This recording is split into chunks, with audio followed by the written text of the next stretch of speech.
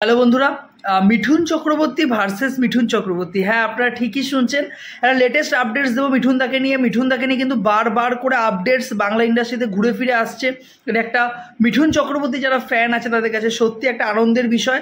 আমরা কদিন আগে একটা ভিডিওতে বলেছিলাম যে মিঠুন দার নতুন ছবি রাজ চক্রবর্তীর সাথে যে ছবিটা শ্যুট হয়েছে আর অলরেডি শ্যুট হচ্ছে আর কি, ভোটের পরপর শুটিং চলছে এখন।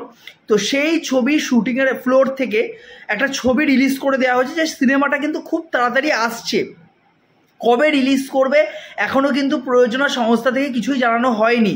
তবে সোশ্যাল মিডিয়ায় বা বলা যেতে পারে টলিপাড়ায় কিন্তু ঘোরাফেরা করছে যে এবছর আমি আগে একটা ভিডিও তৈরি করে বলেছিলাম পুজোতে 4টে ছবি কিন্তু লক হয়ে রয়েছে। দেবের ছবি মানে শ্রীজিৎ মুখোপাধ্যায়ের সাথে ছবি, মিতির মাসির ছবি, উইন্ডোজের ছবি, আর অন্যদিকে প্রতিকৃত বসুর সাথে সোহমের যে প্রোডাকশন হাউসের যে ছবিটা শাস্তি ছবিটা কিন্তু লক হয়ে আছে।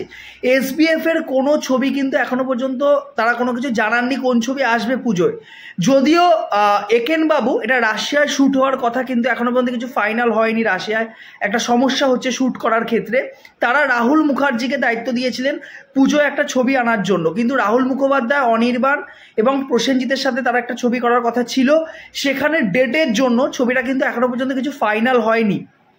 সেক্ষেত্রে একটা কানাঘুষো শোনা যাচ্ছে মিঠুন চক্রবর্তীর এই যে ছবিটা রাজ চক্রবর্তীর সাথে, এই ছবিটাকেই তারা নাকি চেষ্টা করবে যে পুজোর সময় রিলিজ করার জন্য। তাহলে পুজোর সময় কিন্তু মিঠুন চক্রবর্তী ভার্সেস মিঠুন চক্রবর্তী হতে চলেছে।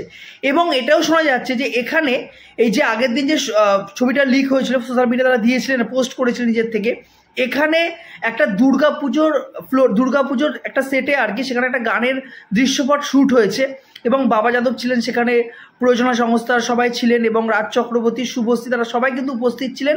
তো হঠাৎ করে পুজোর দৃশ্যপট কেন? এই সিনেমার মধ্যে নাকি পুজোর একটা দৃশ্যপট, পুজোর একটা গান নাকি রয়েছে। সেক্ষেত্রে আমরা আগেই বলেছিলাম যে গানটা মিউজিক ডিরেক্টর কে রয়েছেন, কে গানটা করেছেন, আমরা আগেই ভিডিও তৈরি করেছিলাম। তো সেক্ষেত্রে ছবিটা কিন্তু পুরোপুরি সম্ভাবনা রয়েছে, যদি কোনো কিছু না হয়, যদি একেনবাবু না আসে, যদি রাহুল মুখার্জির ছবিটা না আসে, তাহলে কিন্তু মিঠুন চক্রবর্তীর এই ছবিটাই পুজোতে রিলিজ করা হবে। সেক্ষেত্রে মিঠুন চক্রবর্তী ভার্সেস মিঠুন চক্রবর্তী, ওই শাস্ত্রীয় একটা ইউনিক স্টোরির ওপর, নতুন একটা গল্পের ওপর মিঠুন চক্রবর্তী একদম অন্যরকম একটা চরিত্রে দেখতে পারবো। পুজোতে কিন্তু রাজ চক্রবর্তীর ছবিতে বাবা ছেলের সম্পর্ক, সেখানেও কিন্তু মিঠুন চক্রবর্তী অন্য রকমভাবে কিন্তু আমাদের কাছে ধরা দেবেন।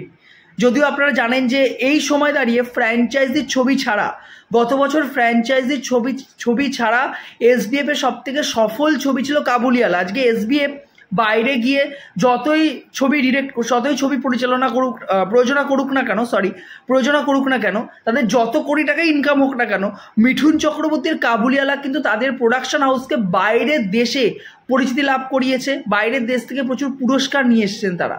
ফলত তারা জানেন যে মিঠুন চক্রবর্তীর ওপর বিশ্বাস রাখাটাই উচিত। তার উপর বিশ্বাস রাখলেই কিন্তু একটা বড় পরিমাণ অ্যামাউন্ট উঠে আসবে, তার সাথে দর্শক কিন্তু প্রশংসা, পজিটিভ একটা ভাইবসও কিন্তু তাদের কাছে আসবে।